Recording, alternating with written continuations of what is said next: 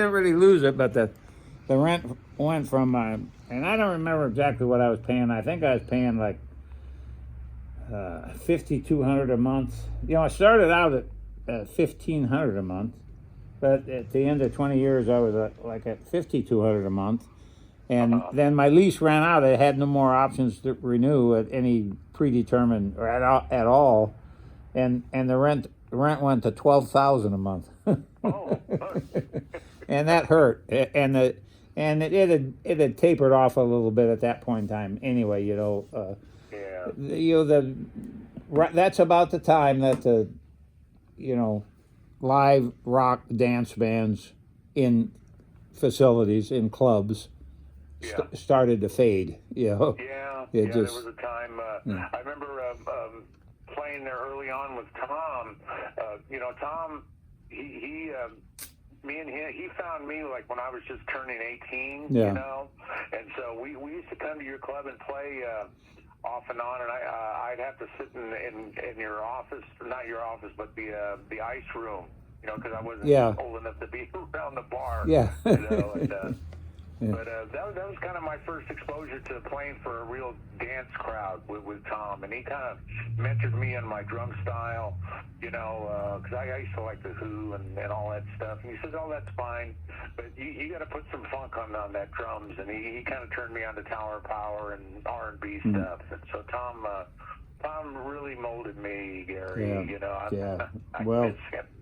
Tom was a standby go-to guy. If I didn't, had to fill something. He was always there. And of course he did the DJ thing too on occasion.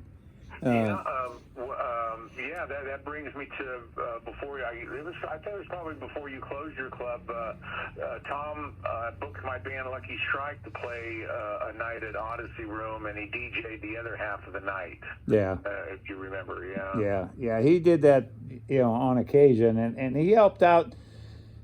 I think I have the world record in I live rock dance bands or live rock bands with dancing, because I was open 20 years, a little over 20 years, and the first 2 years I did the first year and a half I did just 5 nights a week. I was dark on Sunday and Monday, but then I went to 7 nights a week, and for a little over 18 years I never missed a night of live dancing.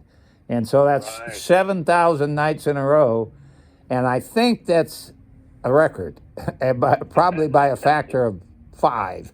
I doubt whether there's any other club in the United States that ever did 700, did 2 years in a row without a dark night. Because even the biggest and best of clubs, were dark on Sunday or Monday or one day a week generally. Would you know any better or know of anybody that? I'm not attuned to that end. I'm a guy that just shows up Yeah. on time, dressed and ready to go.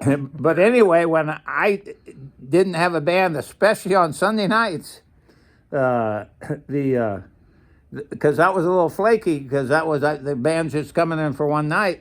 But if some band would call me,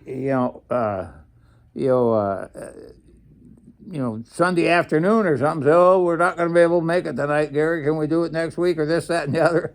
I'd often go to Tom, to put together a band, because I had in my mind, after about 5 or 6 years, I had in my mind that, this is a streak I've got going. So I would not, we had a good sound system, DJ thing, and we had DJs available, but I did not want to do a DJ thing even on a Sunday night. I wanted to, for 10 years, I worked on keeping that streak together, and Tom helped out a lot.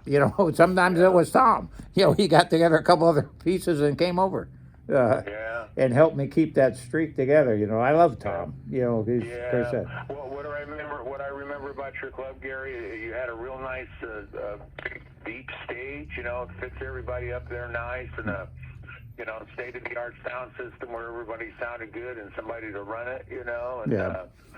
I think you even had B.J. Thomas play there one time. Yeah, I did. That was a big show. Yeah. Yeah. Wow.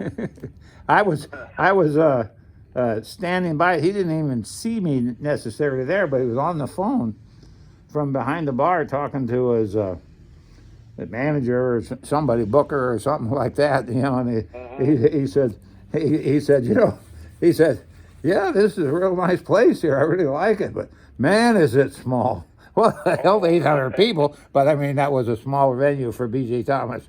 That was he was a big act at that time. Wow. He was used to 2,000, 3,000 seaters, and up, and up. Leon Russell was the same thing. He had the same reaction. He got real mad at he didn't play there in the first 10 years. It was into the 11th or 12th or 13th year, and I was talking to Leon there, and he thought we'd just opened or something. And I said, no, I've been here 12 years or whatever it was. It was really and then kind of the same thing, but he knew I was standing there, and he was talking to somebody on the phone and talking about it, and he kind of got on his ass. He says, and he said, how come I've never played this before? This is a great place. I've been here for 10 years. He kind of got on his ass a little bit, So that was two memories, good memories. But yeah, it was a fun place, and